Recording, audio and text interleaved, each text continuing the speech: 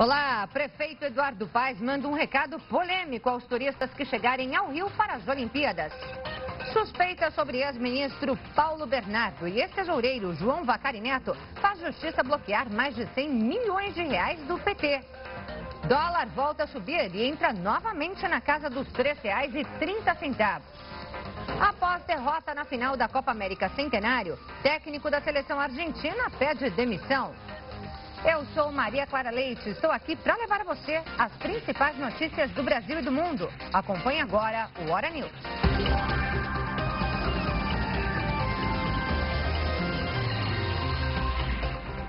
O prefeito do Rio de Janeiro protagonizou mais uma polêmica. Ele disse que os turistas dos Jogos Olímpicos não devem esperar nenhuma cidade como Nova York ou Londres, mas sim o Rio de Janeiro. O prefeito afirmou que a organização olímpica adotou uma deselitização da realização dos Jogos e que, por isso, o Rio foi escolhido como sede. Eduardo Paes disse que o que sensibilizou o Comitê Olímpico para escolher o Rio foram as mazelas da cidade, como deslizamentos, enchentes e engarrafamentos. As declarações foram feitas durante o encontro do Comitê Organizador Rio 2016, com a presença dos ministros Leonardo Pisciani dos Esportes e Alexandre de Moraes da Justiça.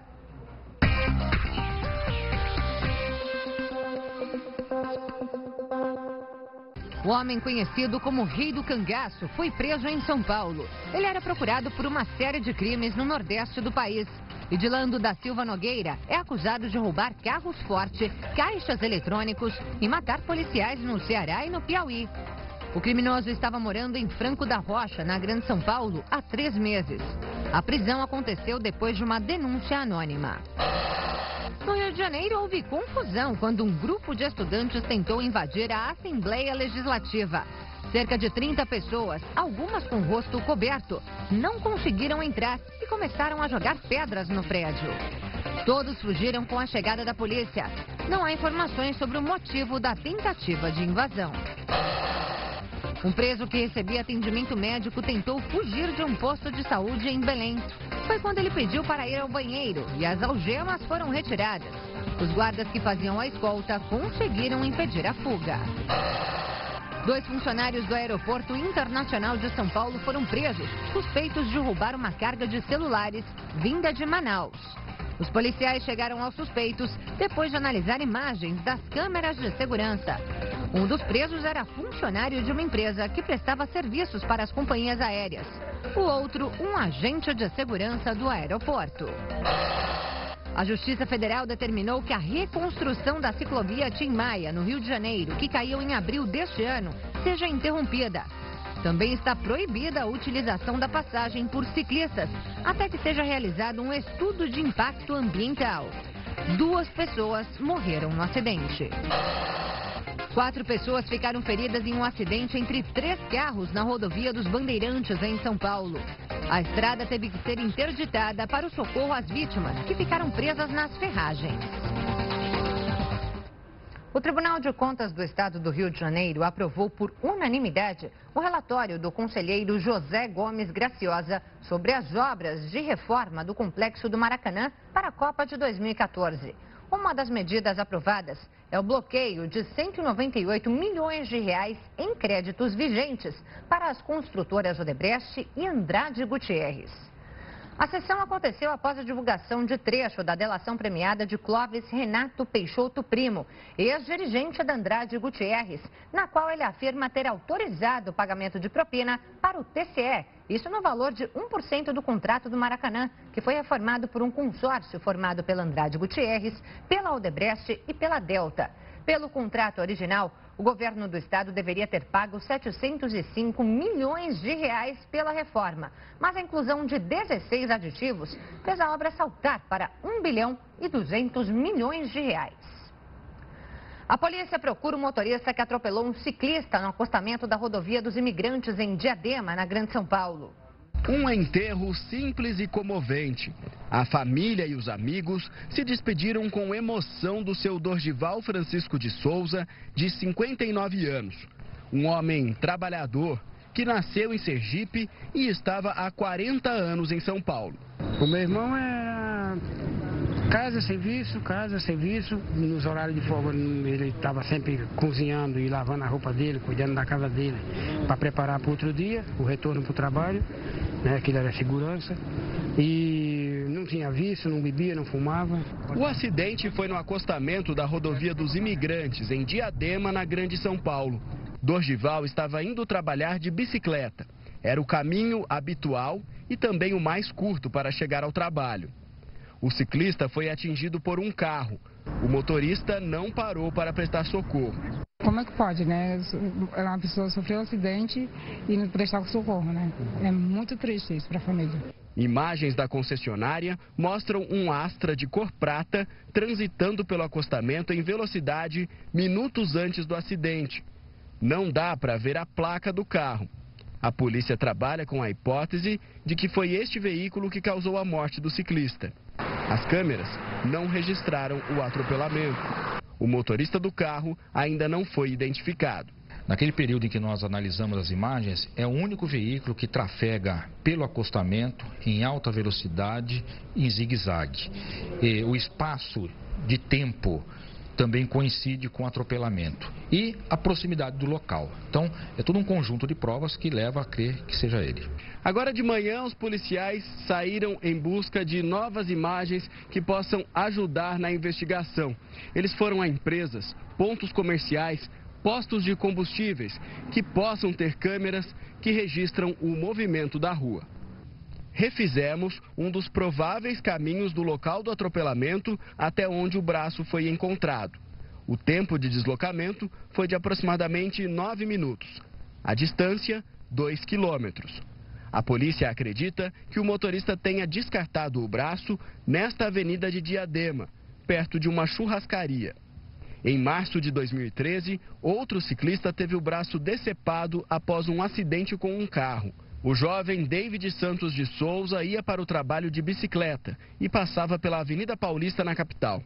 O estudante de psicologia, Alex Siwek, era quem dirigia o carro. Ele não parou e jogou o braço da vítima em um córrego na Zona Sul. Foi preso ainda no dia do acidente, mas deixou a penitenciária de Tremembé, no interior de São Paulo. Um exame clínico apontou vestígios de álcool no motorista, mas concluiu que ele não estava embriagado. A pena de prisão foi substituída por serviços comunitários e multa de 50 salários mínimos. No caso do acidente na rodovia dos Imigrantes, parentes e amigos esperam uma punição mais rígida para o causador da morte do seu Dorgival. A gente espera que a justiça seja feita e consegue pegar ele, né? O deputado Ronaldo Fonseca, relator do recurso do deputado afastado Eduardo Cunha contra o processo disciplinar no Conselho de Ética, protocolou o parecer e fez mistério sobre o voto. O teor do parecer só será conhecido amanhã na sessão da Comissão de Constituição e Justiça. O deputado entregou o documento lacrado com 69 páginas. A leitura do parecer será o primeiro item da sessão. Na sequência, o advogado de Cunha, Marcelo Nobre, também terá o mesmo tempo de o relator para fazer a defesa do PMDBista. Nesta terça-feira, mais uma vez, teve uma audiência na comissão do impeachment que ouviu os peritos no processo. Os peritos da defesa discordam das conclusões da perícia técnica feita por servidores do Senado e concluem pela inexistência de substrato legal, materialidade e autoria na denúncia contra a presidente. Na análise dos peritos, não houve crime de responsabilidade. Já a perícia da acusação, feita por Selene Nunes, conclui que a presidente cometeu sim crime de responsabilidade ao publicar, sem participação do Congresso, 2 decretos orçamentários em 2015 que extrapolaram a meta fiscal vigente. E a presidente afastada Dilma Rousseff confirmou que não vai depor amanhã na comissão do impeachment no Senado. Por meio do Twitter, Dilma informou que sua defesa na comissão será feita por escrito e lida por seu advogado José Eduardo Cardoso. Dilma também disse na rede social que luta para retomar seu mandato. Ela escreveu o seguinte, abre aspas, acredito e luto todo dia para meu retorno, não só pelo meu mandato, mas pelo resgate da democracia. Fecha aspas. Agora você vai ver que uma cantora foi agredida por um taxista quando saía de uma boate na Bahia. Antônio Ricardo Rodrigues Luz, de 35 anos, foi preso em flagrante por tentativa de homicídio, lesão corporal e injúria. Ele estava rodando com táxi há apenas 2 semanas e não tinha passagens pela polícia. O acusado prestou depoimento na 7ª delegacia e negou as agressões. A cantora Yassi Félix, de 27 anos, também foi ouvida, ainda com marcas no rosto. Ele me bateu algumas vezes no rosto e pelo corpo também.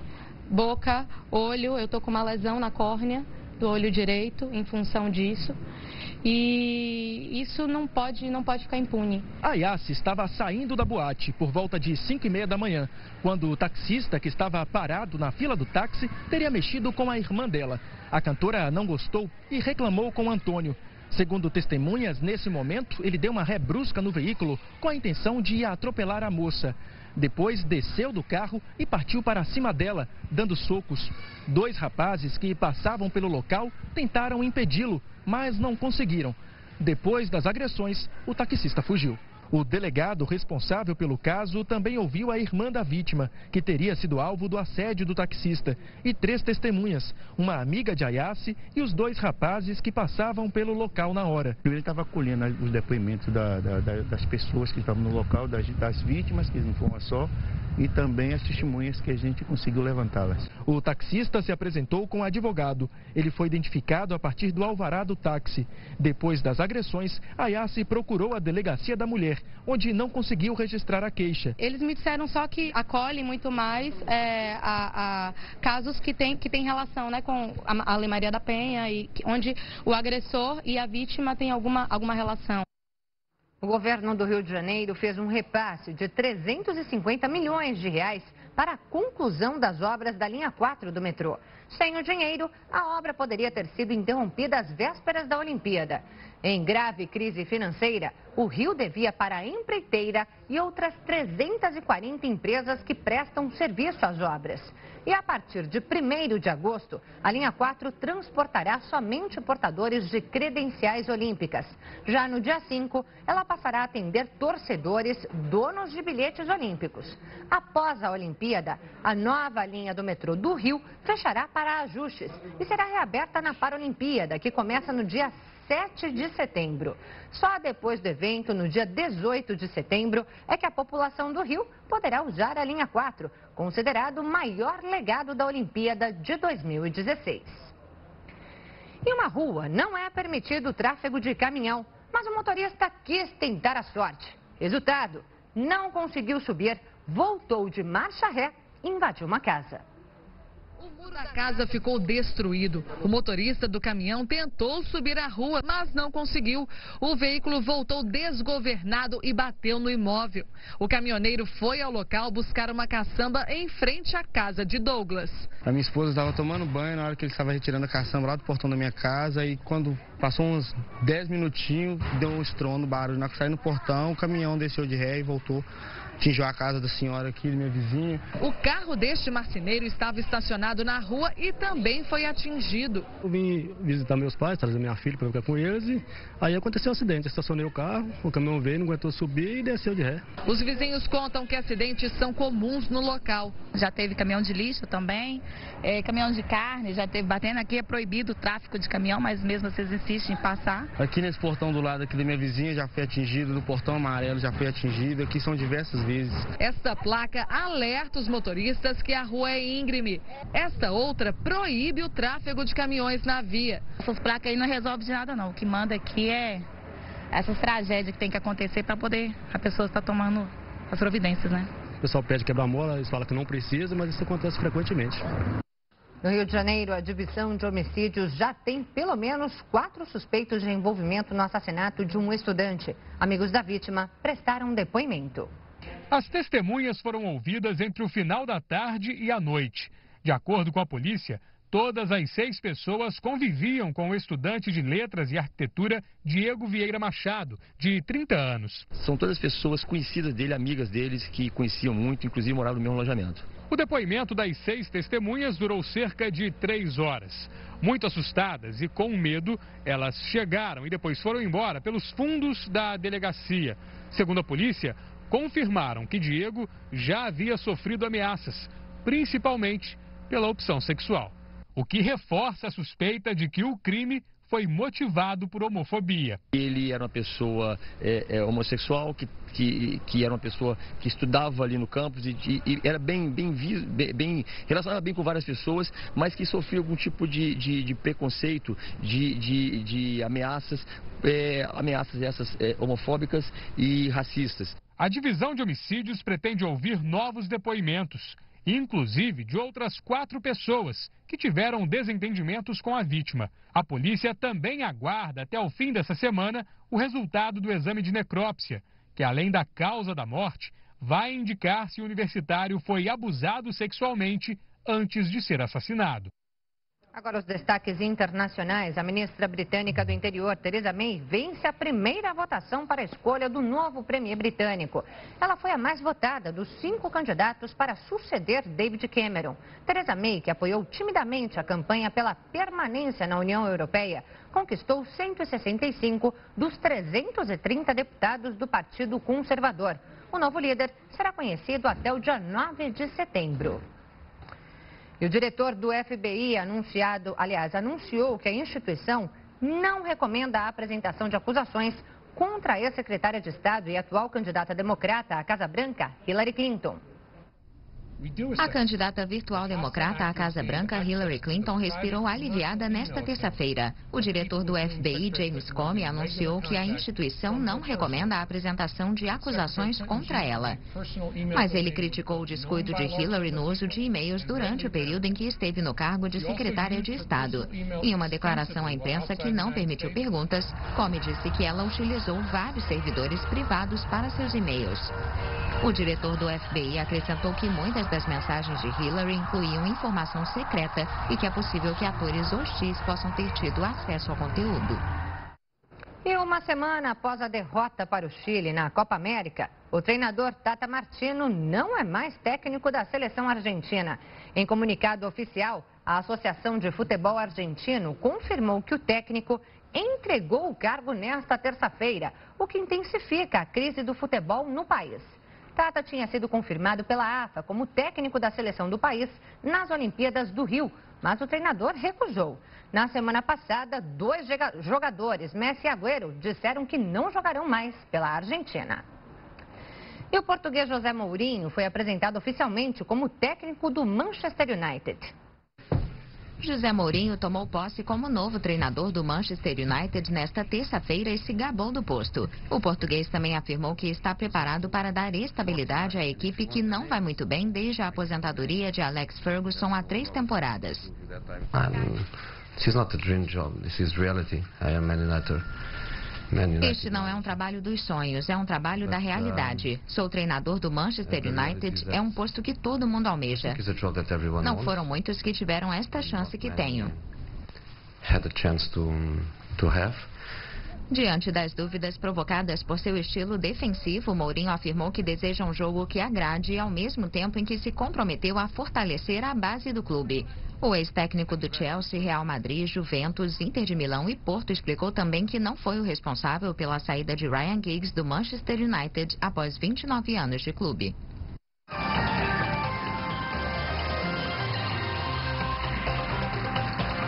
E agora as notícias do Espírito Santo, que também são destaque aqui no Hora News. Por isso vamos direto à nossa redação em Vitória. Adriana Marques, boa noite. Oi, Maria Clara, boa noite para você também. A Polícia Federal e a Receita Federal realizaram hoje aqui no Espírito Santo e também no Rio de Janeiro a Operação Caxangá. O objetivo era desarticular uma quadrilha suspeita de sonegação fiscal no setor de plásticos e embalagens. Os prejuízos aos cofres públicos chegam a 500 milhões de reais. A operação batizada de Caxangá cumpriu 9 mandados de busca e apreensão nesta terça-feira, 8 no Espírito Santo e 1 no Rio de Janeiro. Aqui no estado, um dos locais em que a Polícia Federal esteve foi na cidade de Colatina, noroeste do estado. Em uma loja de informática, os agentes fecharam o estabelecimento e recolheram documentos. As investigações começaram após forte indício de sonegação fiscal envolvendo empresas do setor de plástico. Os criminosos criminosos criavam empresas de fachada que geravam notas que respaldavam vendas em todo o país. Segundo a Receita, durante o tempo em que praticaram as fraudes, as empresas faturaram mais de 500 milhões de reais. A empresa que quer subtrair-se ao fisco, que quer sonegar, utiliza-se de uma empresa fictícia, uma empresa noteira, para emitir a nota fiscal de uma venda real que ela fez, que ela, empresa beneficiária, fez. Consequentemente, quando o fisco tenta cobrar esses impostos, essa empresa fictícia não tem capacidade de pagar, a gente não a encontra, o fisco não a encontra, ela, enfim, não tem nenhuma condição de arcar com aquele ônus. E, ao receber esses recursos, quando ela emite sua nota fiscal e a destinatária a paga, ela tem as formas de transferir esse recurso para a real beneficiária, não por meios legais, por meios que o fisco consiga facilmente chegar. Ocorre aí o crime de lavagem de dinheiro, por exemplo. Pelo menos 3 empresas de fachada atuavam no Espírito Santo e, segundo as investigações, a organização criminosa chamada pela Receita Federal de Máfia do Plástico também pode ter ramificações em São Paulo, Rio de Janeiro e em Minas Gerais. As investigações até agora mostram indícios da participação de grandes grupos nacionais por meio de transações a partir de empresas sediadas, vamos dizer, aqui no Espírito Santo, empresas noteiras. Essas investigações serão robustecidas pela apreensão da documentação nesse dia de hoje, junto a escritórios de contabilidade e as próprias empresas, escritórios que criavam essas empresas fictícias, por encomenda, naturalmente, dos reais beneficiários. Então, essas investigações serão aprofundadas e nós chegaremos, almejamos chegar aos reais beneficiários, aqueles que efetivamente são donos das mercadorias e donos dos recursos. O esquema acontecia há pelo menos 5 anos e, de acordo com a Receita Federal, pelo menos 40 pessoas estão sendo investigadas. Certamente esses escritórios de contabilidade, esses contadores que criam essas empresas, não o fazem sem nenhum motivo. Certamente há uma demanda para esse tipo de situação, para esse tipo de fraude, e acreditamos que as investigações, que os documentos apreendidos hoje possam nos fazer chegar às vinculações necessárias aí que existem entre quem está criando essas empresas noteiras e os reais beneficiários. Aqui no Espírito Santo, os policiais também fizeram busca e apreensão nas cidades de Vila Velha, Guarapari e na capital. No inverno, aumenta muito a procura por cirurgias plásticas. É que nessa época a cicatrização é mais fácil e nem a crise está afastando as mulheres dos consultórios dos cirurgiões. Quem não tem dinheiro para operar, busca as facilidades do financiamento. Por onde passa, Juliette chama a atenção. Há pouco mais de 20 dias, ela fez o implante de próteses de silicone nos seios. A esteticista ainda está em fase de recuperação, mas já se sente outra mulher. Não tinha peito nenhum, volume nenhum de peito, retinha. Agora sim, agora com mais peito, mais sucesso, qualquer roupa que eu coloco fica muito bom. Durante um ano inteiro, ela juntou dinheiro para realizar o procedimento. Os gastos com próteses, cirurgia, medicamentos chegaram a R$10 mil. Mas todo esse esforço valeu a pena. Dá só uma olhada no antes e no depois. Primeira vez que eu saí de casa para poder sair de casa com silicone já, para fazer uma revisão no médico, eu com o sutiã pós, que não é um sutiã muito bonito, aquele sutiã bege, com uma roupinha por cima, passava, todo mundo olhava. Não tem como, olha. Usar uma roupa decotada ou ir à praia sem sentir vergonha do próprio corpo é o sonho de muita gente. Mas esse sonho custa caro e para alcançar as medidas desejadas, sem pesar tanto no bolso, muitas mulheres estão recorrendo aos financiamentos. Bancos e financeiras oferecem linhas de crédito para procedimentos estéticos. Também é possível contratar empréstimos consignados sem destinação específica. Nesta financeira em Vitória, o parcelamento pode chegar a 96 vezes. Todos os dias tem gente fechando o negócio. O que a gente tem notado é que mesmo com a crise, esse mercado não está diminuindo. A gente faz essa venda para o Brasil todo, então a gente também faz o acompanhamento por telefone, das gravações feitas, vendas feitas, e todo dia pelo menos uma pessoa tem contado para os nossos consultores que está pegando empréstimo para fins estéticos. De acordo com a Sociedade Brasileira de Cirurgia Plástica, o número de implantes de silicone realizados no estado dobrou nos últimos 5 anos. As pacientes estão chegando cada vez mais jovens aos consultórios, mas o médico faz o alerta. Antes de realizar o procedimento, é preciso atenção a alguns detalhes. Prótese de silicone, por melhor que seja, né, por mais seguro que seja o procedimento, as próteses que nós usamos hoje, todas têm certificado da Anvisa, mas é um corpo estranho, né? Então existe sempre uma porcentagem muito pequena, menos de 1%, de rejeição, de deslocamento de prótese. Então realmente é uma questão que a gente conversa muito com a paciente, porque os mais jovens, né, pensam que tudo é 100% certo, né? E a prótese é como uma cirurgia comum, que pode acontecer algum imprevisto. Karina fez o implante de silicone nos seios aos 17 anos. Depois da cirurgia, a vida mudou completamente. A menina tímida ficou para trás e deu lugar a uma mulher muito mais confiante.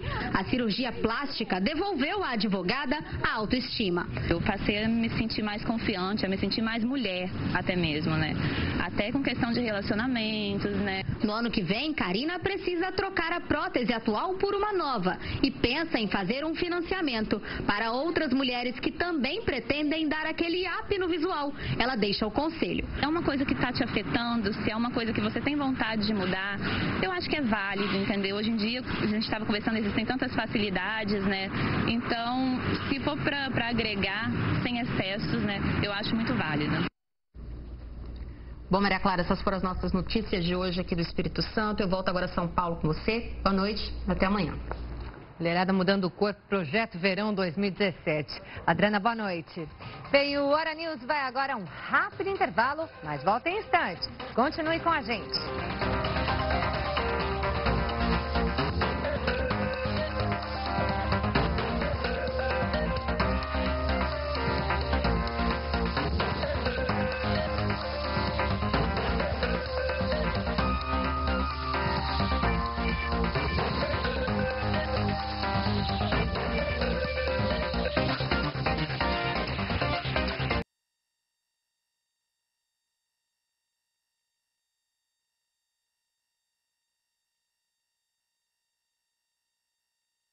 Hora News está de volta e esses são os outros destaques desta terça-feira. Impostômetro atinge marca de R$1 trilhão.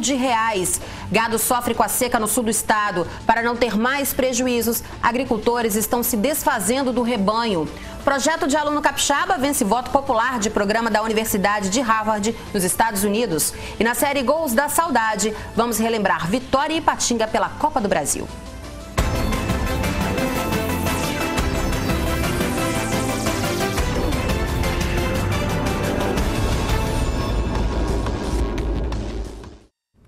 R$1 trilhão.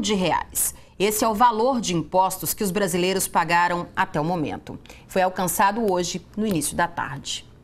Esse painel na frente da Federação das Indústrias do Estado do Espírito Santo registra diariamente o valor de impostos arrecadados no Brasil. Hoje, esse valor ultrapassou a marca de R$1 trilhão. Apesar disso, esse número foi alcançado com um certo atraso. Nós postergamos a data de atingir esse R$1 trilhão de tributos, em função exatamente da recessão pela qual passa o país. Significa efetivamente que no montante global os governos vão arrecadar menos, ou seja, os governos estaduais, municipais e o federal. No entanto, não significa que a carga tributária em si tenha diminuído. Pelo contrário, Nós temos constatado que a nível federal e a nível municipal a carga tributária tem aumentado. Nas ruas, as pessoas não estão nada satisfeitas com isso, pois esse excesso de impostos não é transformado em benefícios para a população como deveria acontecer. É um absurdo. O que eu fico indignada é que os impostos não são investidos onde deveriam ser investidos, que é na educação, na saúde. A gente vê o quanto os professores, os educadores sofrem com péssimos salários, más condições e impostos aí altíssimos. É uma expressão de números que o brasileiro não assimila, porque se assimilasse, veria como o Brasil é rico e como, infelizmente, nós somos roubados, literalmente. Até o fim desse ano, o impostômetro deve bater a marca dos 2 trilhões de reais em impostos arrecadados em todo o Brasil. Há 3 semanas, famílias carentes ocuparam casas populares do programa Minha Casa Minha Vida em Colatina. Hoje, essas famílias fizeram um protesto em frente à prefeitura.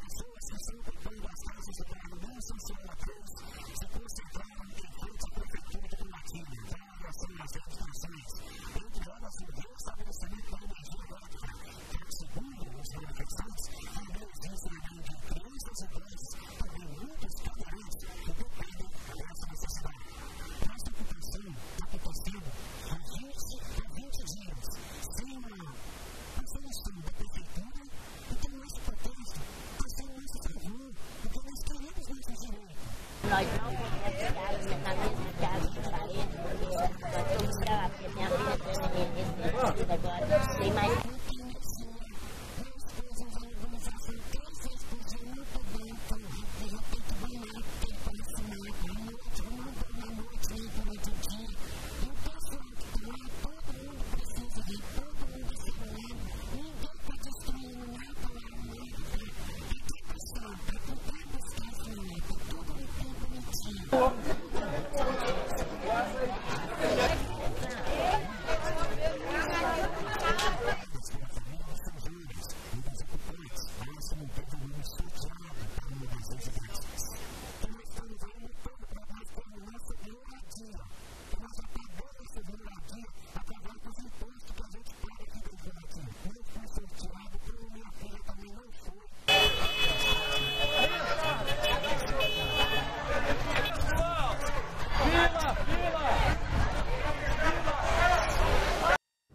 Bom, até o fechamento dessa edição, nós não tivemos resposta da Caixa Econômica e também da Justiça Federal. Com relação à Prefeitura de Colatina, a assessoria informou apenas que a administração está fazendo o que foi definido em acordo. O caso de agressão da atriz e modelo Luísa Brunet jogou luz ao problema da violência doméstica. Só aqui no Espírito Santo, mais de 31 mil processos relacionados a esse tipo de violência tramitam na Justiça. Esse é o tema da nossa enquete da semana. Você acredita na justiça quando o assunto é a violência doméstica? Sim ou não? Vote, participe. O nosso site é o sinoticias.com.br.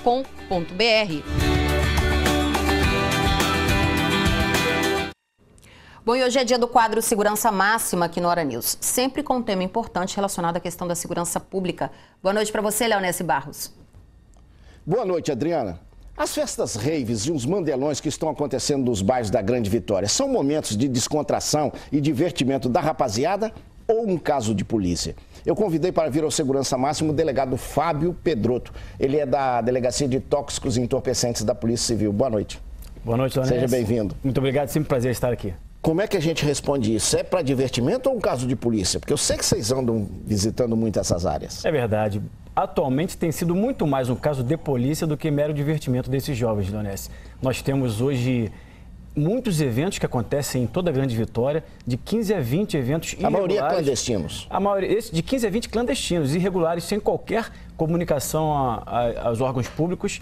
E é realmente um problema muito sério em que a gente tem percebido que tem aumentado na Grande Vitória. Muitas garotas e meninos novos e muita droga também. Muitos jovens, 12, 13, 14 anos, nesses eventos irregulares que não contam com autorização nem do judiciário, nem da polícia, muito menos dos municípios. Acabam por ingressar nesses eventos, consumir bebidas, utilizar todas as drogas ilícitas disponíveis, como nós conseguimos comprovar agora nessa última operação lá na Serra. Como é que vocês estão lidando com isso, sua autoridade? É muito difícil, porque é um problema também social, um problema familiar. Os pais não se dão conta. Não tem mais controle. Não tem mais controle. Jovens, adolescentes de 15, 16, 17 anos, os pais não sabem onde eles estão durante as noites, durante os fins de semana. Não há mais aquele controle familiar, aquele cuidado da família com os seus filhos, com os seus jovens. Isso também é um fator que contribui para que essas pessoas, né, esses jovens e adolescentes, estejam totalmente descontrolados, consumindo drogas nesses eventos clandestinos. Armas, drogas e sexo.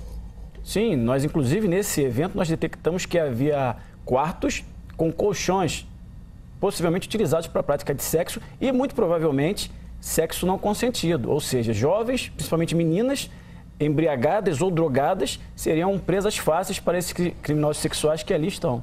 O que aconteceu, né, daquele estupro coletivo? Isso acontece com muita frequência? Com muita frequência, em quase todos os eventos em que haja consumo de drogas, álcool ou drogas ilícitas em que estejam envolvidos jovens. Doutor, aí vocês chegam e encontram essa garotada nova, desprotegida, como é que vocês fazem? Levam, chamam os pais e responsabilizam? Como é que... Sem dúvida, os pais têm que justificar por que seus filhos menores de idade estavam fora de casa naquele momento, porque estavam sozinhos em uma festa regada a drogas, e principalmente responsabilizando também os organizadores do evento.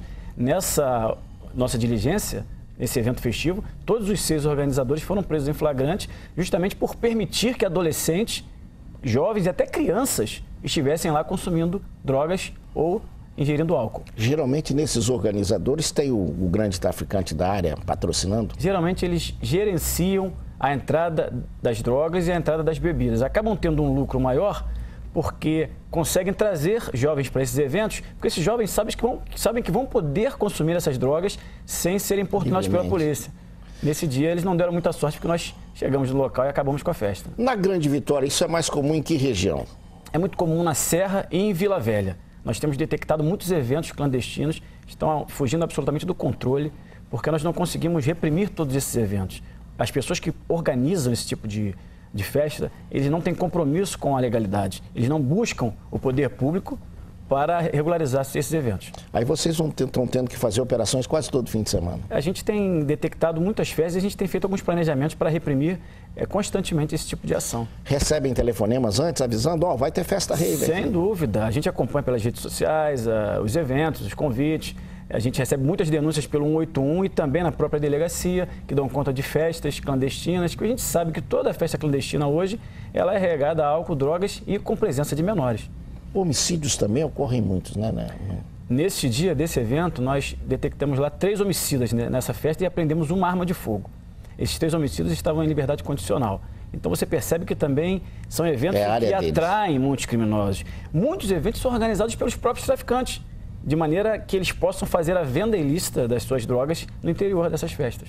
Doutor Pedroto, e comunidade aí, garotada, cuidado porque a polícia está de olho. Muito obrigado pela sua vinda ao Segurança. Eu que agradeço, Ernesto. Sempre um prazer. Adriana, até a próxima semana. Obrigada, Leonesse. Na quarta-feira, o ar seco associado a um sistema de alta pressão deixará o tempo com predomínio de sol em quase todo o estado. Possibilidade de chuva passageira no começo do dia, apenas nas cidades litorâneas próximas à divisa com a Bahia. Veja as temperaturas.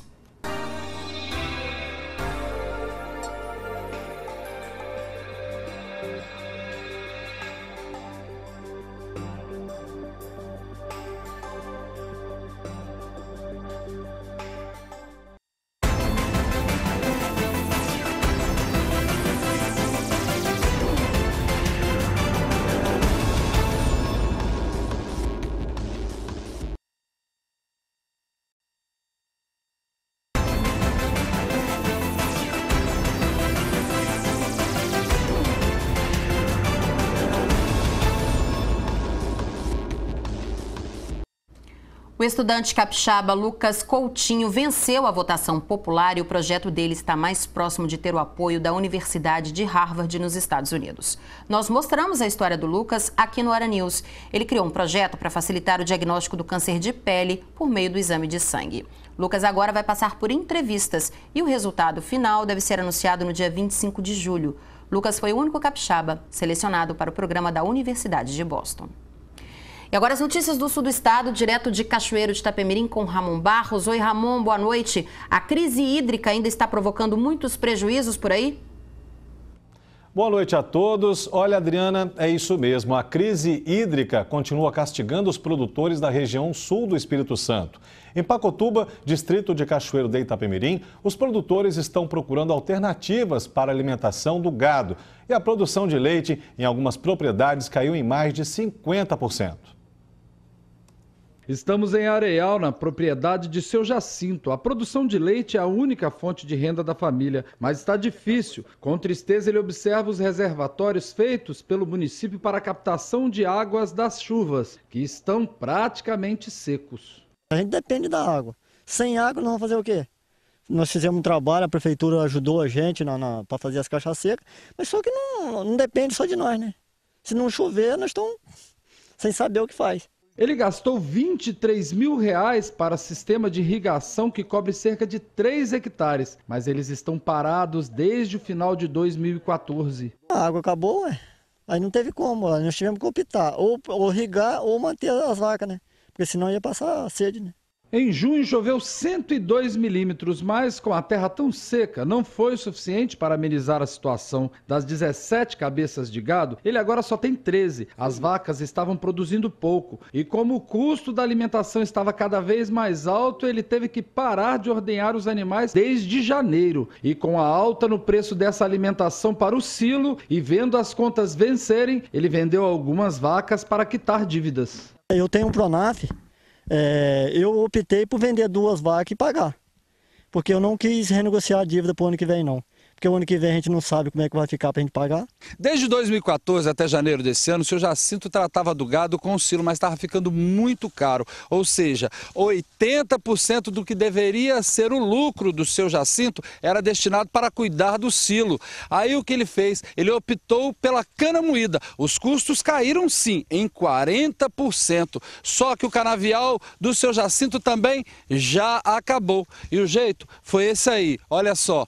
Ele teve que negociar com outro produtor para comprar cana. Até quando nós vamos ter essa cana, a gente não sabe, né? Mas a gente precisa dela, né? É mais um prejuízo no bolso. Mais um gasto que vai ter, né? Mesmo assim, cortando o gasto do jeito que for, mas a gente tem que pagar ela, né? E o custo vai aumentando, né? A única água na propriedade é desse lago, mas ela é tão salobra que nem o gado consegue beber. Os animais agora ficam mais presos e ele começou a utilizar a pastagem rotacionada, onde o gado fica em partes do pasto cercado e o gado maior come no coxo. Com tanta dificuldade em manter a propriedade, seu Jacinto pensou em largar tudo. O produtor ele é muito insistente. O produtor ele vai insistindo que o ano que vem vai ficar bom. E nós estamos na perspectiva que o ano que vem vai ser melhor que esse ano. Bom, Adriana, voltamos à Vitória com você. Uma boa noite e até amanhã. Boa noite, Ramon. Até amanhã. Bom, e agora nós vamos ao norte do estado com Cláudio Alves. Oi, Cláudio. Boa noite para você. Oi, Adriana. Boa noite. Boa noite para você. Boa noite a todos. O primeiro seminário sobre políticas públicas para pessoas com deficiência visual, com foco na educação e acessibilidade, atraiu centenas de pessoas, entre professores e profissionais de saúde. O evento foi organizado pela Faculdade de Ensino Superior de Linhares, a FACEL. Douglas e William, eles poderiam ter inventado várias desculpas para não realizar seus sonhos e objetivos por causa da deficiência visual. William descobriu que tinha glaucoma aos 15 anos e consegue ver apenas vultos. Douglas só tem 35% da visão devido a uma toxoplasmose. Mas a deficiência os motivou e hoje eles são homens de sucesso. Estava me formando para ser cientista político. Larguei tudo, da história, tudo isso, e fui trabalhar com educação especial, professor. Aí eu já tinha feito mestrado em história, me preparei para fazer o doutorado em educação e finalizei no início do mês, no dia 1º. Através desse nosso movimento, que é um grupo de deficientes visuais que está ali no CAIC, é que conseguimos agora, graças a Deus, esse primeiro seminário do direito da pessoa com deficiência visual, que começou com aquela sementinha lá, foi plantada lá dentro daquele grupo e está, do jeito que está, assim, muito bem alcançada, né, por sinal. O primeiro seminário dos direitos da pessoa com deficiência visual, com foco na acessibilidade e educação, reuniu representantes de diversas entidades. O principal objetivo desse encontro é realmente a discussão da política, né, de acessibilidade para as pessoas com deficiência visual. O seminário é o primeiro que acontece aqui na região norte do Espírito Santo. Na realidade, nós estamos fazendo adesão a um seminário que já acontece no sul do estado, lá um projeto do IFES, e nós estamos trazendo para Linhares a professora Marcela Huber, que é a representante institucional da Faceli e a nossa principal organizadora. Um dos palestrantes foi o oftalmologista Leonardo Colodete, que tirou dúvidas e abordou as doenças que podem levar à cegueira. As principais são o glaucoma e o diabetes. Porque quanto mais cedo você fizer o diagnóstico precoce, é mais fácil você tratar, até mesmo, né, você diminuir o sofrimento do paciente com a baixa de visão posteriormente. Para representantes de entidades, as políticas públicas para melhorar a qualidade de vida dos deficientes visuais precisam ser reformuladas. Consciência de toda a população, no sentido de, quando for reformar as suas calçadas, de estar observando que ela tem que ser acessível, porque não atende só o deficiente visual, mas ao deficiente físico, a gestante, a mãe com o carrinho do bebê. O município tem que investir em tecnologias e capacitação das pessoas com deficiência visual. Pois é, segundo o último censo feito pelo IBGE, em Linhares existem 71 pessoas cegas e mais de 2.000 pessoas com baixa visão. Um seminário bastante importante, não é mesmo? Adriana, por hoje é só. Eu volto com você em Vitória. Boa noite. Obrigada, Cláudio. Boa noite. Bom, Hora News vai para um rápido intervalo e a gente volta daqui a pouco com mais notícias. Não saia daí.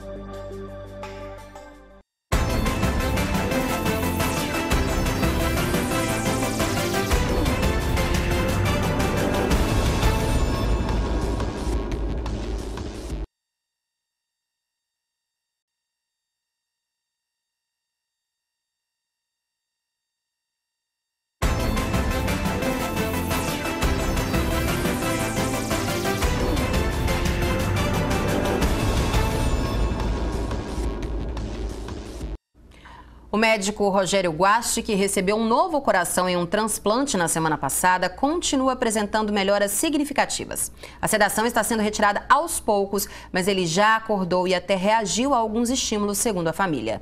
A expectativa é de que nos próximos dias também sejam retirados os equipamentos que ajudam na respiração.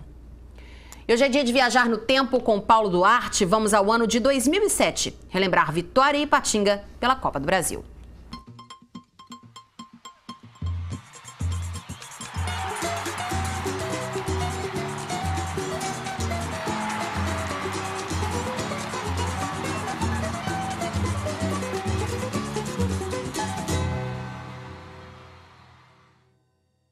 O Vitória Futebol Clube, o Alvianil de Bento Ferreira, também tem sua história em competições nacionais. Uma delas de 2007, quando o Vitória participou da competição Copa do Brasil, representando o estado do Espírito Santo. Embora não tenha condições de participar mais ainda de outras competições nacionais, o Vitória marcou com bons resultados.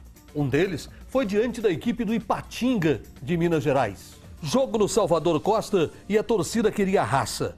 O Ipatinga era o 6º colocado no Campeonato Mineiro e tinha Walter Minhoca e Camanducaia. O Vitória tinha Zé Afonso e foi ele que marcou.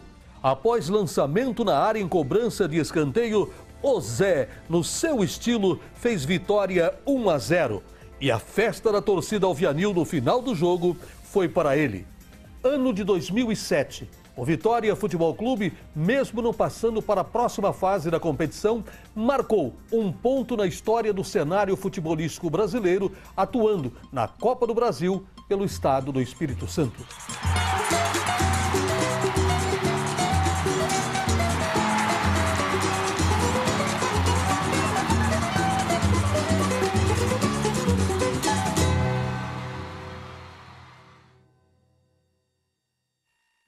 Bom, Hora News termina aqui. Mais notícias você acompanha no nosso portal simnoticias.com.br. Ótima noite para você. Record News, a líder em notícias.